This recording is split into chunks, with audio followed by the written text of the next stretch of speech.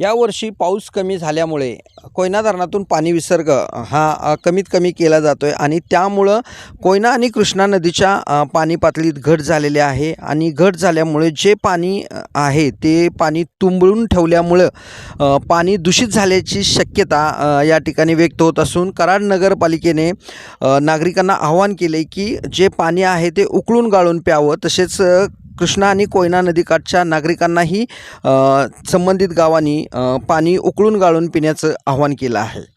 एकूणच कोयना धरणातून पाणी न सोडल्यामुळे दूषित पाणी पिण्याची वेळ कृष्णा आणि कोयना नदीकाठच्या गावातील नागरिकांच्यावर आली आहे। दिनकर थोरात, TV9 मराठी, कराड।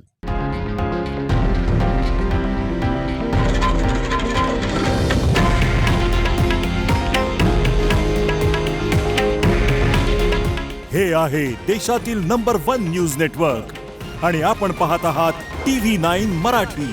काळजी तुमची, हित महाराष्ट्राचं।